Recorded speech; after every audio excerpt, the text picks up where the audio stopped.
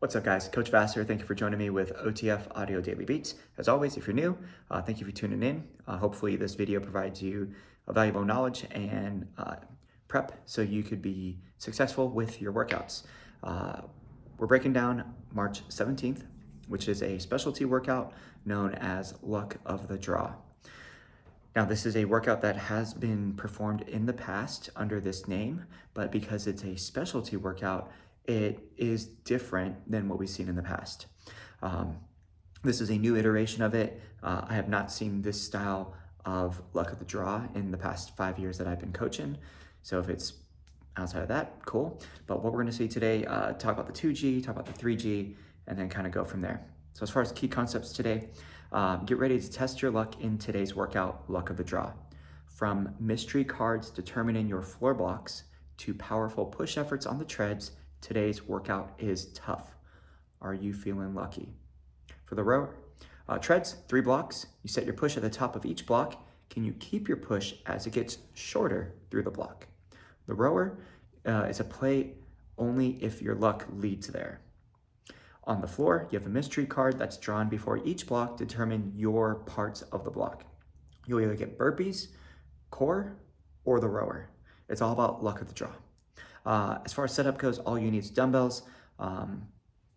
I personally would keep benches out if you want to use those for options. If you know that's not going to be necessary for a majority of your members, maybe put them away just so that way if you happen to draw a card that requires the rower, people are able to easily transfer between like the weight floor and the rower with less obstacles in the way to get there. All right, before we talk about the weight floor, let's talk about the treads. We're gonna see, looking at the template, this is gonna be done almost like a 3G style read. So the tread block is gonna be at the top, and instead of going down, you're going across. So they have block 1, block 2, block 3, okay? Block 1, 7 minutes, 15 seconds. There's a 90-second walk recovery, and then block 2, 6 minutes and 45, and then block 3, another 6 minutes and 15 seconds. The setup for this one is going to be a push all out combo. In block 1, we're going to see a 2-minute push followed by a 1-minute base. Then 90 seconds, 1 minute, 1 minute, and then a 45-second all out. Whatever they do for that push, we want to maintain it and adjust their base as needed to get recovery. In block 2, it's set up the same way, but the bases do drop. So we're going to see 2-minute push, 45 base, 90 push, 45 base, 1-minute push, 45 all out. And then the third block, same thing. We're gonna repeat 2 minutes, 90 seconds, and a minute, but now the base is only 30 seconds. So whatever they did for that very first push in block 1, we're gonna use for all 3 blocks. So hopefully you can make that very clear for the members, but the opportunity for the members to adjust is on that base. So make those adjustments so they can recover, especially knowing that they do get shorter. There you go. So 90 seconds between each one. Power walkers, of course, whatever push incline they use, I would also encourage them to increase their walk speed. So that way, when they do go to their flat road base, not only is it a lower incline, it is a slightly lower speed for a little bit more recovery. Bikes and striders, personally keep them about 3 to 4 gears over their base gear for their push, and then get back to their normal base gear, or maybe go 1 less as I need that extra recovery. Now, the highlight of today is the rower weight floor. That is where the luck of the draw comes into play. How you determine the card system is kind of up to you. You do need 3 cards. So if anything, you want to get some, cardboard, cut them out, 1, 2, 3, have at it, have members, pick someone to draw the card for you is always kind of fun. So that way, it's the member's fault for picking that, not my fault. Looking at the template, same thing. You're looking left to right for the floor blocks.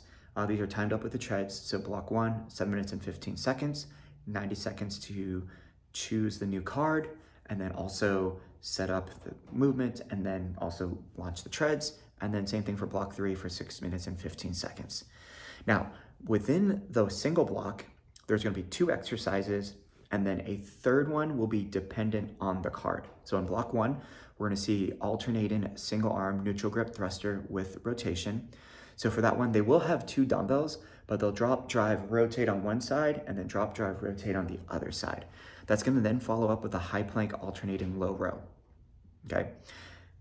After that, there's 3 different choices of what's gonna happen. Card 1, it's gonna be a very simple 100-meter all-out row. So if they get card 1, they're gonna hit the thrusters, hit the plank low row, and then knock out 100-meter all-out, and they'll repeat that until time is called. If it's card number 2, we're gonna see a body weight alternating single leg burpee for 8 reps. Now the setup for this one, like a traditional burpee, they'll start up nice and tall, they'll set their hands down. When they hop back, rather than have both feet be on the floor, they're only gonna hop back and have one foot on the floor. The other foot is gonna be elevated up, almost like in a plank, like leg lift position. But we want them to land with one foot on the ground, one foot up. Of course, people could step one foot back and then extend the other leg up to keep that impact low. The next rep, of course, they'll have the other foot pop up. If you have benches out, this would be a good one to have the benches out, especially if people have any stability issues. That'll be for card 2. So thruster, plank low row, and then that burpee variation. The third one is dumbbell sit-ups. So they'll have a dumbbell at their chest, full sit-up all the way up, all the way back down. They could go body weight. They could place a dumbbell between their feet to help load up the lower body to make it easier for the sit-up. That's gonna be block 1. Those are the 3 choices. Now block 2, the 2 movements that we'll see for all 3, no matter what, single arm alternating snatches, 8 total, followed by dumbbell bicep curls.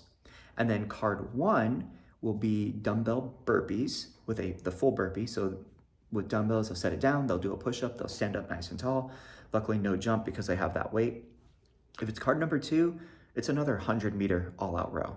And then card number 3, it's gonna be the high plank to pike. If you've ever done yoga, similar idea of like plank to downward dog, they'll have that as for 8 reps. That is a great card to draw there because that's definitely good active recovery and opportunity to also kind of help people open up their shoulders to be more comfortable in that overhead position for that single arm snatch. Third block, skier swing, hollow hold, chest press. And then card 1 is dumbbell straight leg raise, or card number 2 is burpee to high plank jack. Card number 3, 100-meter all-out row. So as long as people don't draw card 1 and then 2 and 3 in blocks 1, 2, and 3, because they'll be doing the row every single time, you're probably gonna have to demonstrate at least one core movement, demonstrate a burpee one. Obviously, you don't have to demonstrate all the choices because you're only gonna do whichever card that gets pulled. So you'll demo 3 movements during those 90 seconds, so just be aware of that. And a lot of these movements, some of them are pretty simple, so you could at least, partially demo or just acknowledge it to kind of keep the time concise. I personally, if it gets drawn, demonstrate that alternating single leg burpee. I would also have some, demonstrate the dumbbell full burpee, and then the burpee high plank jack. You might want to give them at least the setup of like when you step back, you want your feet close, so that way you could do the plank jack and then hop back up.